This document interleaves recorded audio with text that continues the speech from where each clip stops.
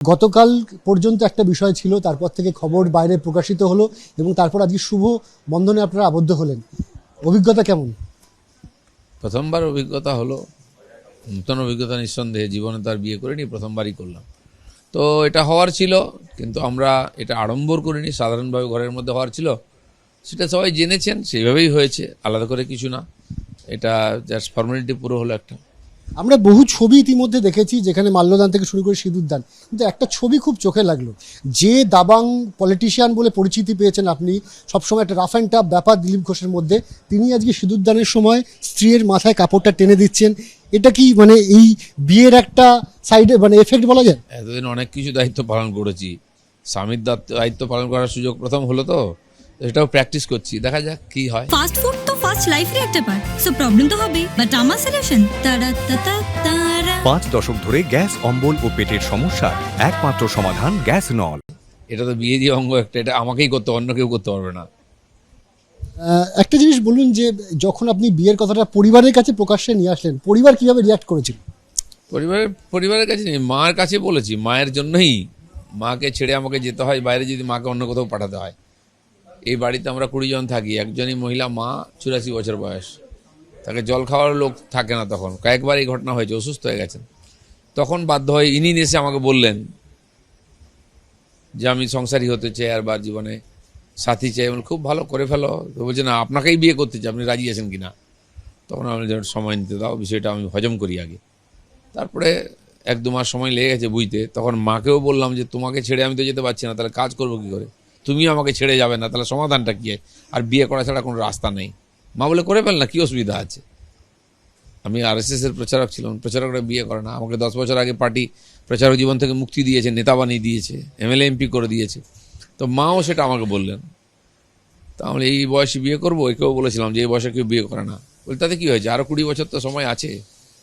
তো এইভাবেই ধীরে ধীরে দুটো, আমারও প্রয়োজন ছিল মায়ের জন্য, ওনার প্রয়োজন ছিল কাউকে সংসার জীবন করার জন্য নতুন করে। ঠাকুরের ইচ্ছা ওটাই ছিল বোধহয়, শেষ পর্যন্ত ওটাই হলো। সম্পর্কের কোনো বয়স হয় না, আজকে কি সেটা নিয়ে মনে করছেন? দায়িত্ব পালন করতে হবে, এটা তো ঠিকই। সম্পর্ক দুজন মানুষের মধ্যে যেমন বন্ধুত্ব হয়, সেরকম প্রেম হয়, পরস্পরের সম্মিলিতভাবে দায়িত্বও পালন করে অ্যাডজাস্টমেন্টের দ্বারা। তো সেটাই হওয়া উচিত। পরস্পর যদি মনে করেন যে আমরা করব, তাহলে সেটা অসম্ভব কিছু না। আমরা একটু রিঙ্কুদির সাথে কথা বলি। এখনো কি রিঙ্কু মজুমদার নাকি রিঙ্কু মজুমদার ঘোষ, কোনটা হলো? রিঙ্কু মজুমদার ঘোষ। নতুন এই পরিচয়, আজকে দিলীপ ঘোষকে আপনি যে প্রস্তাব দিয়েছিলেন, সেই প্রস্তাবে উনি রাজি হয়েছিলেন, এবং দিলীপ ঘোষের মতন একজন রাজনীতিবিদ, এত রাফ অ্যান্ড টাফ, যাকে দাবাং পলিটিশিয়ান বলা হয়, তিনি রাজি হবেন, এটা কখনো ভেবেছিলেন? হ্যাঁ, সামহাও আমি কনফিডেন্ট ছিলাম, কেন জানি না। আমি জানতাম যে মেবি আমার প্রপোজাল উনি অ্যাকসেপ্ট করবেন। এটা আমার একটা পজিটিভ ভাইব্রেশন মনের ভেতরে কাজ করেছিল। আর জैसे सोचा वही हुआ। একটা জিনিস বলুন, মানে এই সময় বয়স এগুলো সম্পর্কের ক্ষেত্রে কোনো বাধা নয় বলেই মনে করেন তো? হ্যাঁ, একদম। Age just a number.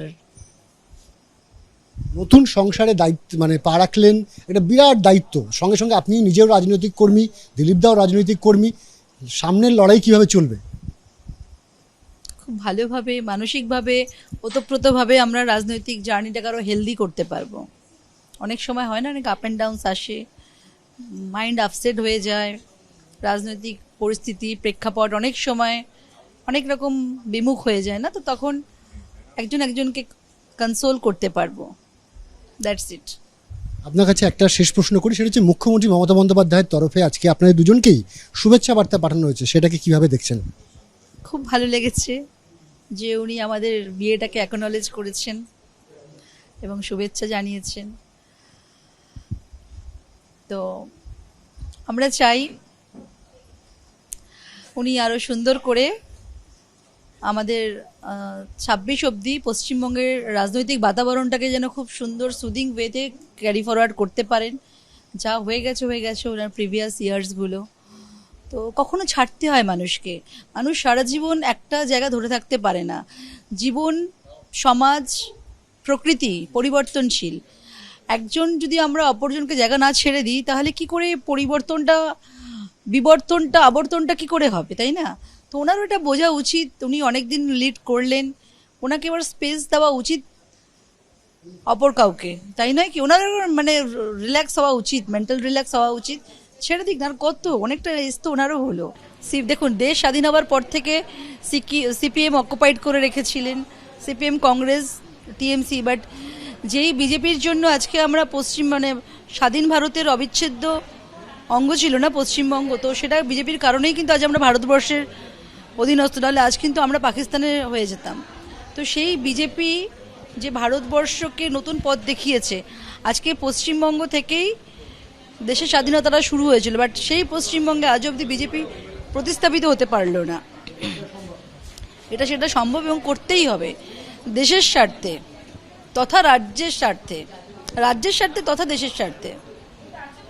দিলীপদার রাজনীতির কথা বলবো না, কিন্তু মুখ্যমন্ত্রীর যে বার্তা সেটাকে কিভাবে দেখছে? ভালোই সৌজন্যবোধ, উনি তো পশ্চিমবাংলার মালিক, সিনিয়র। আর রাজনীতি করে একসঙ্গে মত পথ আলাদা হতে পারে, কিন্তু আমরা তো সমাজের সাথে কাজ করছি, আর সমাজে থাকতে গেলে এক জায়গায় এই সৌজন্য নিয়েই থাকা উচিত, তারপরে রাজনীতি। আপনি কি আপনার সেই দাবাং স্টাইলটা এখনো বজায় রেখে যাবেন?